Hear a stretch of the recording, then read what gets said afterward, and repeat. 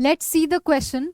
आपको क्वेश्चन में मेंशन किया गया है, if the following question a statement of assertion is followed by a statement of reason R, mark the correct choice as. आपको एक assertion दिया गया है, एक रीजन दिया गया है, आपको दोनों को पढ़ के इनसे रिलेटेड करेक्ट ऑप्शन को चूज करना है।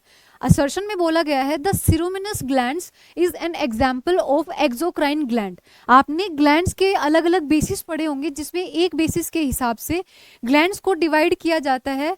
ग्लैंड्स को दो पार्ट्स में डिवाइड किया जाता है। कुछ ग्लैंड्स जो होती है वो एक्सोक्राइन ग्लैंड होती हैं, कुछ ग्लैंड्स जो होती हैं वो एंडोक्राइन ग्लैंड्स होती हैं। एंडोक्राइन ग्लैंड्स के सिक्रीशन को हम लोग हार्मोन बोलते हैं, जबकि जो एक्सोक्राइन ग्लैंड होती हैं उनके सिक्रीशन के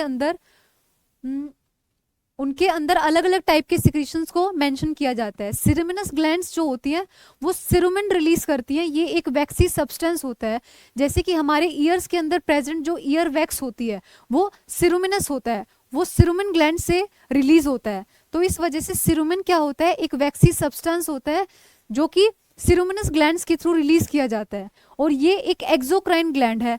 तो एक्सोक्राइन ग्लैंड जो होती हैं वो एंजाइम्स बना सकती हैं, वो वैक्स बना सकती हैं, वो म्यूकस बना सकती हैं। तो इनके कुछ फंक्शंस होते हैं। मैंने आपको बोला सिरोमिनस ग्लैंड जो है वो सिरोमिन रिलीज करती है, और सिरोमिन एक वैक्सी सब्सटेंस होता है और ये एक्सोक्राइन ग्लैंड से ही रिलीज होता है। तो हमारा ये स्टेटमेंट बिल्कुल सही चला गया। सिरोमिनस ग्लैंड जो होती है वो एक्सोक्राइन होती है क्योंकि ये वैक्सी सब्सटेंस को रिलीज करती हैं।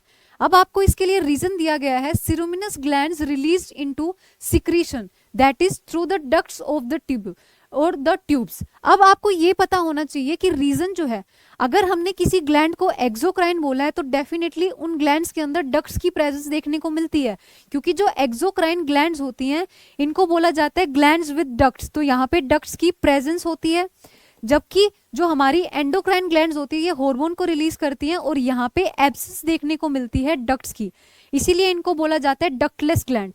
तो एंडोक्राइन ग्लैंड्स आर डक्टलेस, जबकि एक्सोक्राइन ग्लैंड जो है वो डक्ट्स वाली होती हैं। अगर हम बात करें तो स्टेटमेंट सही है।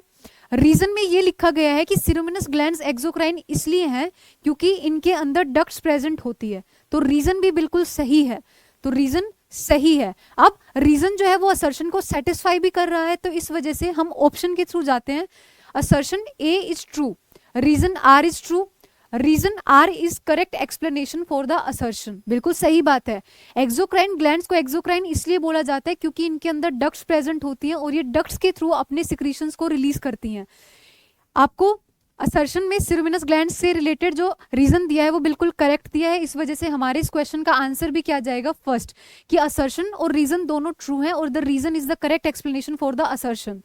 अब आपको बी में लिखा गया है assertion A is true, reason R is true, लेकिन ये करेक्ट एक्सप्लेनेशन नहीं है, तो ये गलत हो जाता है। इसमें रीजन को फॉल्स बताया गया है, ये भी गलत हो जाता है।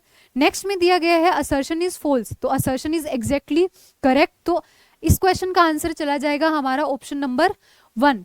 जो ऑप्शन 1 है उसके अंदर रीजन जो कि सिरोमिनस ग्लैंड के एक्सोक्राइन होने के बारे में बोला गया है, और एक्सोक्राइन ग्लैंड क्यों है, क्योंकि उनमें डक्ट्स प्रेजेंट है, ये इनका करेक्ट रीजन भी है। इस वजह से इस क्वेश्चन का आंसर जाएगा ऑप्शन नंबर 1।